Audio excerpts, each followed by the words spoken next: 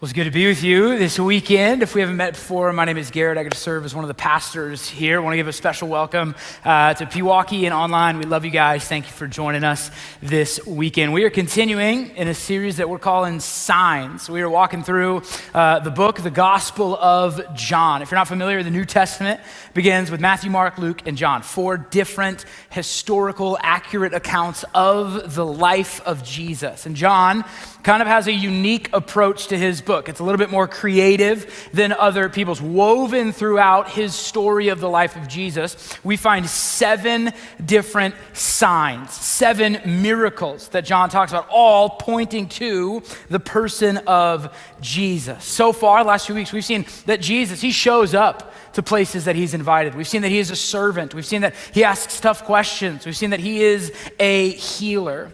And this week, we're going to be in one of my favorite stories, not just in the New Testament, but the whole Bible, the feeding of the 5,000. Maybe you're familiar with that story. I want to begin, though, by talking about an article that I read this week all about bread. Anybody love bread? Any bread fans, bread lovers out there? Specifically, this article was talking about bread that is served at restaurants. And now you're all thinking of a restaurant. Let's all just say it together, okay? Let's get on the same wavelength. On the count of 3, 1, 2, 3, Texas Roadhouse. That's the right answer. That's what you should have said. And it's less about the bread, you know, and all about that butter, right? It's all about the butter. Maybe it wasn't Texas Roadhouse for you. Maybe you were thinking of a Red Lobster cheddar biscuit. Anybody? I couldn't tell you last time I went to Red Lobster, but those cheddar biscuits, they live in here rent-free. Maybe you were thinking Olive Garden breadsticks. Any fans of Olive Garden? Maybe you weren't thinking of a chain. You thought of maybe something local. Maybe for you, that's a giant pretzel from Tally's on Sunset, and that's where your mind went, right? But there's these restaurants, they serve bread for free, or they have these starters. And I was like, okay, why? Why do they serve bread? And it's actually, some of the strategy is to make you hungrier in hopes that you will order more food. Professor of nutrition David Ludwig, he says this. He says, when you swallow refined carbohydrates, your blood sugar levels shoot up. The body's reaction to this is to release a large amount of insulin to normalize blood sugar. Insulin drives that blood sugar, the energy your body derives from food, into storage. Since that energy has now been locked away, your hunger for food screams back with a vengeance. Here's what he says. The prime culprit at restaurants is the basket of bread. By triggering your body's give me more responses and spiking your blood sugar levels, that crusty baguette is foolproof way to send your appetite soaring. Here's why I share this. I think that Jesus knew this. Go with me. I think that Jesus knew this. And my primary goal for us this weekend is not to make your stomachs hungry, but to make your soul hunger for the thing that it was made for. That's what we're here for. To make your soul hunger for the thing that it was made for. And the truth is that we have a bread problem. In our world, we have a bread problem. We have things that we seek or we search for in hopes that it will satisfy our soul. And I'm not just talking about real bread, am I? There are things in this world that we believe, man, if I just got that, I'd be happier. More stuff, more followers, more pleasure. And it gives you a moment of satisfaction. Brief satisfaction, but not long-lasting fulfillment.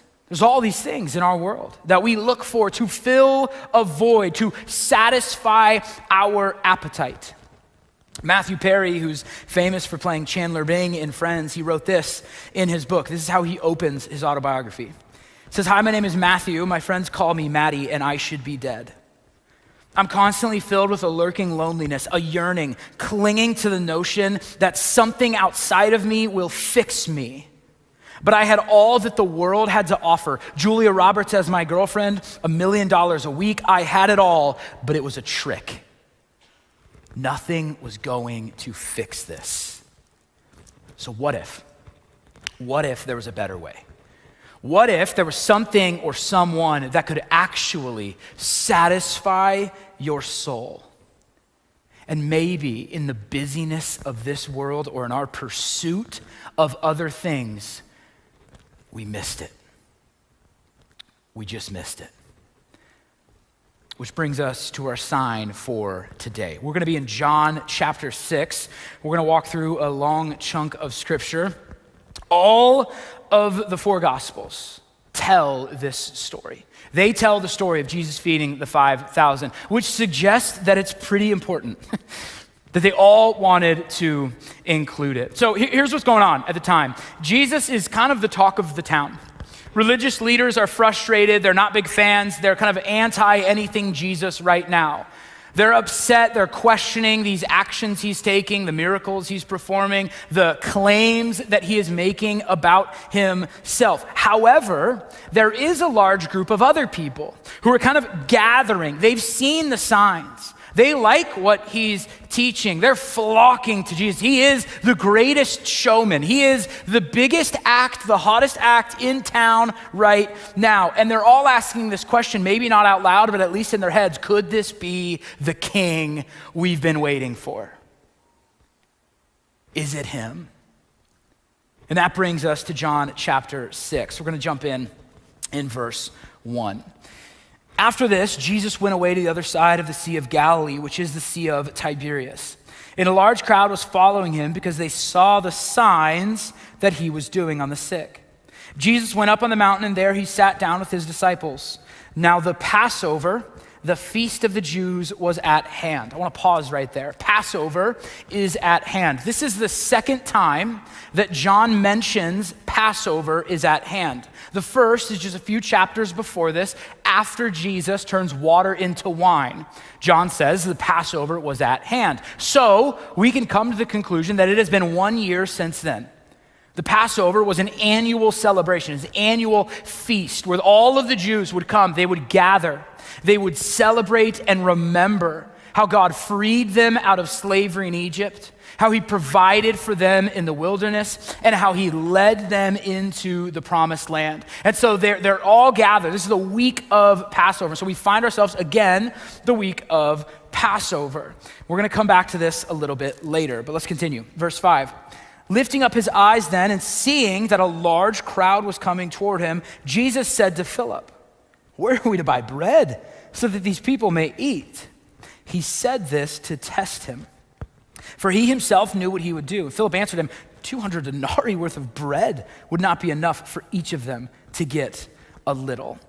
Jesus, as other writers are going to say, he has compassion on the crowd. He sees the crowd gathering and he has compassion on them. And so he asks Philip, where are we going to get the bread? Now, I love that he asks Philip. It's important to note Philip is from this town. He's from here. He's the local guy. He's from the fishing town of Bethsaida, which is right there near the Sea of Galilee. And so this question that Jesus is asking is kind of like, yo, Phil, you're from here. What do you recommend? What's the best spot around town? Who's got the 2-for-1 deals for all of these people? What are you thinking, Phil? And Phil kind of goes into an answer that probably would be just like ours. He goes into the natural. He starts thinking about what he would do or how he could actually provide for all of these people. He's like the details guy. He's the analytical guy in the group. And so when Jesus asks this, he's like, okay, hold on. I was thinking, we got this many people sitting over here. Where are we at? Okay, we're about to, okay, let me crunch the numbers, add the 2, carry that. Jesus, there's too many people. That's the deduction he comes to. He's like, well, there's just simply too many people. This is what Jesus expected though, right? What does it say? Verse 6, he said this to test him. And so we come to this difficult battle between human math and God math. You guys familiar with the whole guy math, girl math thing that's going on out there? You guys seen this before? Guy math, girl math. I'll give you a few examples. Here's things I've read. These are not my own opinions, okay? So don't come for me, all right? Things I've read. Okay, example of girl math might be this. Let's say a pair of shoes costs $100. And so girl math is gonna say, well, if I get this pair of shoes, it's gonna cost me $100. But let's say I wear that pair of shoes twice a week. That's 2 times every week. 2 times 52, well over 100. So that means in the second year of owning these shoes, it would be entirely free. They'll be free. After 1 year of wearing them twice a week, these shoes will be free, right? Guy math is this. Here's an example of guy math. If you're 6 feet tall, you're really 5'10", okay? We know this. We know this, all right? Every guy that I know who's 6 feet tall is really 5'10", at most 5'11 and a half, as they say, right?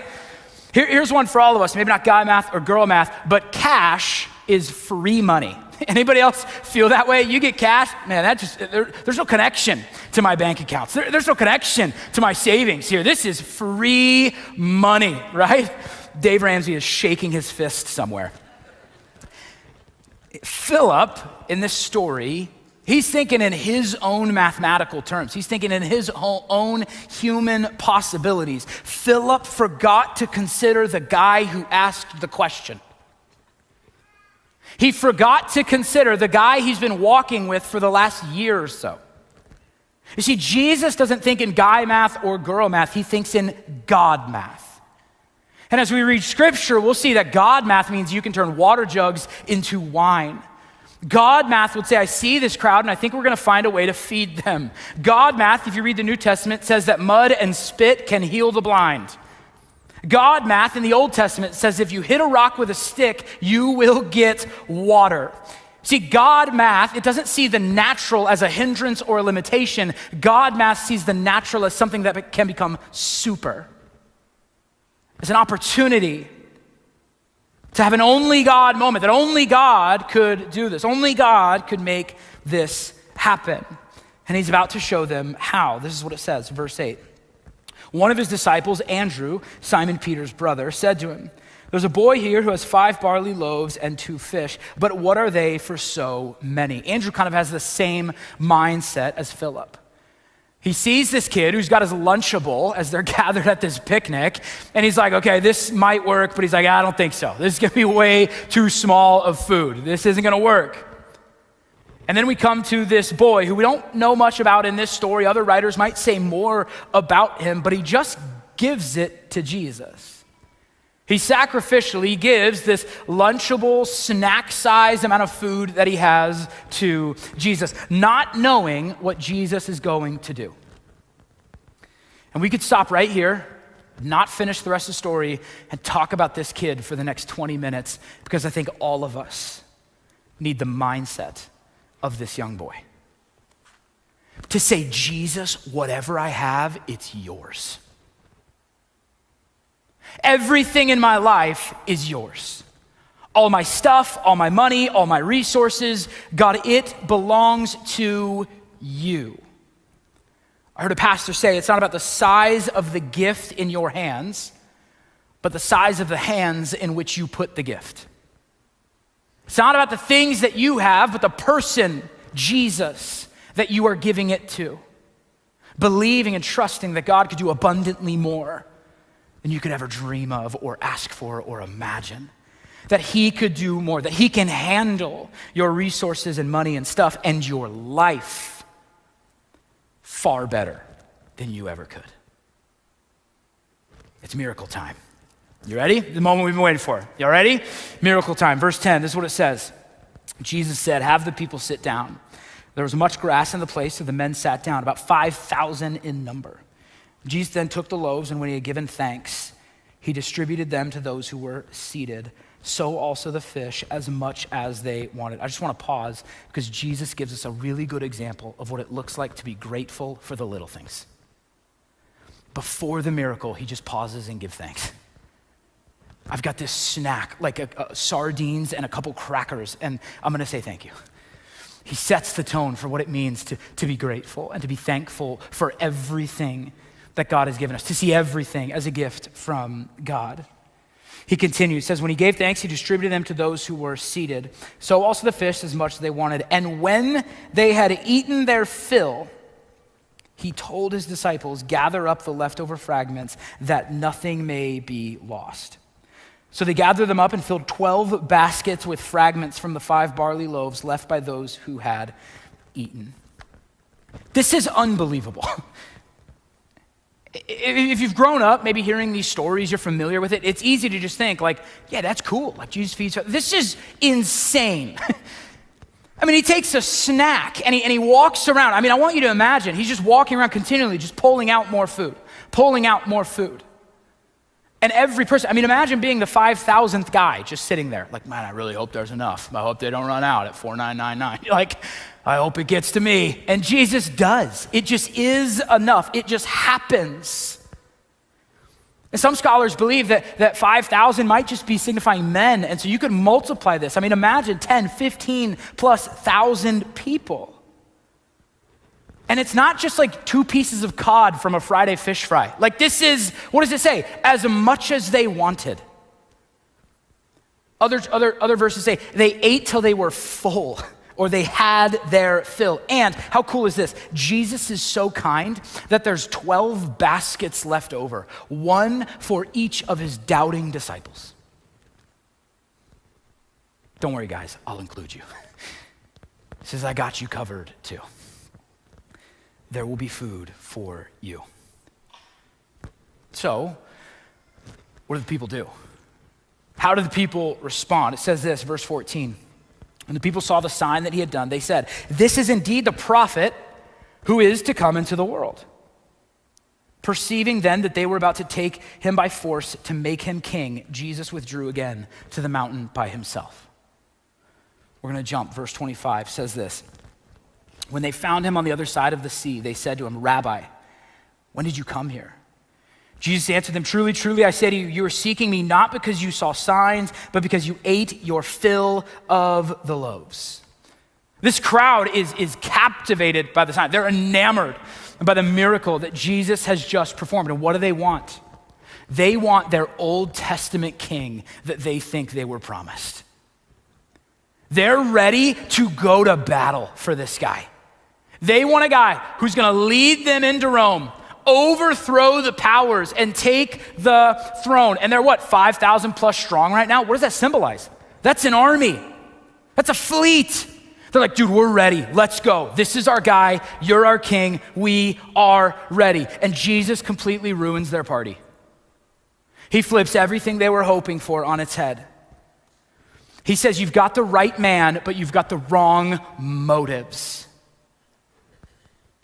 You don't want me, you just want the food. You don't want me, you just want the miracle. Basically saying, you missed it. You missed the whole thing.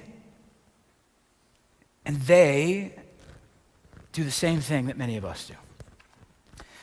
They give their focus, their attention, their praise to the gift rather than the giver. They're focused on what he can do for them rather than just simply being with him. They just want what he has to offer. They just want the food. They missed it. And the conversation continues. It says this in verse 28. Then they said to him, what must we do to be doing the works of God? Jesus answered them, this is the work of God, that you believe in him who he has sent. So they said to him, then what sign do you do that we may see and believe you? What work do you perform? Our fathers, they ate manna in the wilderness, as it is written. He gave them bread from heaven to eat. All of a sudden, the people gathered, they start referencing this Old Testament story of how God provided for his people in the wilderness. When God frees his people out of Egypt, he's leading them through the wilderness with Moses. And they're grumbling, they're wandering, and they've grown hungry, they're starving, and so they're crying out to God. And so he says, I will provide you manna and bread from heaven. And so he does, but he gives one command. He says, don't store up. Just eat what I give you today and trust that it will be enough. Sure enough, what do the people do? They store up the bread. They don't trust that God's gonna continue providing for him. And what do they wake up to? They wake up to rotted bread surrounded by maggots. This all of a sudden adds new meaning to the Lord's Prayer, right? Give us this day our daily bread. See, it's not just a prayer of God providing for us, but a prayer of surrender and trust that he will take care of me today and tomorrow and the next day. And the people are like, well, in the Old Testament, you did these signs. Our ancestors, you did this and you provided bread. What are you gonna do for us? David Guzik, he kind of summarizes the conversation they're having this way. He says, the sense behind their question seemed to be, Jesus, just tell us what to do so we can get what we want from you. We want your miracle bread and for you to be our miracle king, so just tell us what to do so that we can get it. And they begin to shove Jesus into a box, make him in their own image, and they've missed him. They're so close to Jesus, experiencing his miracles, but they missed him. They got the wrong guy. A few years ago, my wife and I had just moved to a rental, and there was a washer and dryer in the unit, and it was a dryer that was new to me. I had never seen a dryer like this. It had the lint trap on top of the dryer, right? That was new to me. I grew up with a lint trap in the door. That's what I was familiar with. And so I thought that I had the worst dryer in the world. I would tell people, the clothes are always damp. They're always wet. I've got to run it a second time. They're like, do you empty the lint trap? To which I would always respond, you're never gonna believe it. This dryer doesn't have one. I was fully convinced. We didn't have one. And so finally, someone was at our house and they're like, dude, I gotta check out this dryer. So they come down and they're like, well, what's that thing on the top? And I go, well, I don't know. That's just like a handle, I think. I'm like, I don't think I'm allowed to touch that. I'm not sure. That's the lint trap. It's right there. It was there all along, sitting in front of me, but I missed it. And here's the thing. We do this with Jesus. We miss Jesus. Focusing more on the gifts and the blessings that he's given us when he's been right in front of us all along. We miss Jesus, trying to fit him into our world or reading ourselves and our preferences into Scripture, saying, well, this is what I believe it says because this is what I want it to say. We miss the signs, or when we see them, we come to the wrong conclusions. And so Jesus is going to tell these people and you today exactly who he is. Verse 32, it says this. Jesus then said to them, truly, truly, I say to you, it was not Moses who gave you the bread from heaven, but my Father gives you the true bread from heaven. For the bread of God is he who comes down from heaven and gives life to the world. They said to him, well, sir, give us this bread always. That sounds great. Jesus said to them, I am the bread of life. And whoever comes to me shall not hunger, and whoever believes in me shall never thirst. I am the bread of life. Here's what he's getting at. Jesus is the bread that satisfies. And when we miss Jesus, we start looking everywhere else for something that will satisfy us. We look everywhere else, hoping that the things of this world can fill the voids or the feelings of emptiness in my life. We look for people, work, dreams, our own pursuits and pleasure, and we chase after bread that will only make us hungrier. These things don't fill the God-sized hole in our heart. And Jesus is standing in front of them saying, guys, you missed it completely. It's not bread for your body, it's bread for your soul. And we're missing him in pursuit of other things. And the world we live in will tell us that we need more. Well, just keep looking here. You need more success. You need more status. And we buy that lie. And in our pursuit of earthly treasures, we miss the treasure that our heart was made for. And the point we've been building to this entire time is this: Jesus is enough.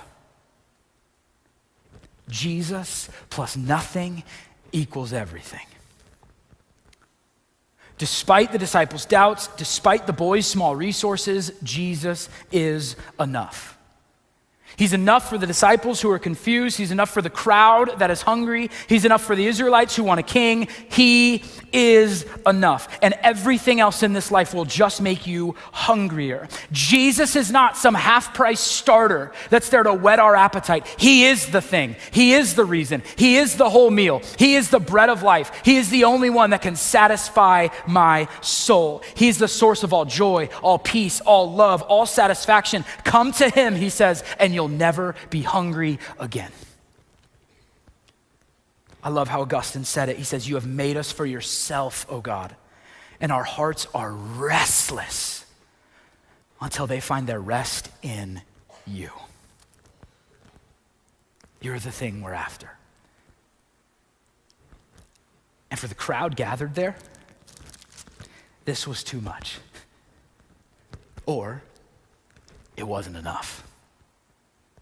The story kind of ends, verse 66. It says this. After this, many of his disciples turned back and they no longer walked with him. So Jesus said to the 12, do you want to go away as well? And Simon Peter answered him, Lord, to whom else shall we go? You have the words of eternal life, and we have believed and have come to know that you are the Holy One of God. And I don't know about you, but in a world that's telling me that I need more, that there's something out there that can satisfy and just make me happy, I want to have a heart like Peter that says, God, where else would I go? Who else? Who else, Jesus, could satisfy me like you? Who else has the words of life? Who else can give me peace that surpasses understanding? Who else can give me joy in the morning? Who else? Where else would I go but Jesus? In a few weeks, we're going to celebrate Easter together. We're going to celebrate the resurrection of Jesus. And I just wonder, maybe there's someone in your life who's never heard the good news of the bread of life. They're searching and they're hungry and they're seeking. And we have the good news. I've heard it said that Christianity is just one beggar telling another beggar where they can find bread. Here's where I found bread. Here's where I found the source of all joy and meaning. And on Easter weekend, we're going to celebrate with baptisms. Baptisms is this public declaration that Jesus is enough. It's this way of saying, Jesus is all I need. Where else would I go? He's the only one who gives new life. And if that's you, if that's something you've been praying about, or maybe not, you're curious, man, what would this look like to step forward in faith? We would love to invite you out to our Next Steps Hub, just have a conversation with you about what that decision, what that moment could look like on Easter, saying yes to a life with Jesus. To close our time together, we're going to go into a time of communion. I mentioned earlier that there's a couple times that John talks about Passover in his book. The first is shortly after turning water to wine. The second, in this story we've read today, feeding the 5,000. And then we get to the third and final time that John mentions Passover.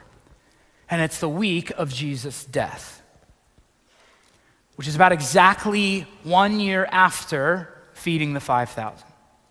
About 1 year later, Jesus feeds 5,000. 1 year later, he enters into Jerusalem. The people want their king. He spends time with his loved ones. He breaks bread with his disciples. He's arrested and he's put to death. The week of Easter, or as it would have been referred to back then, the week of Passover.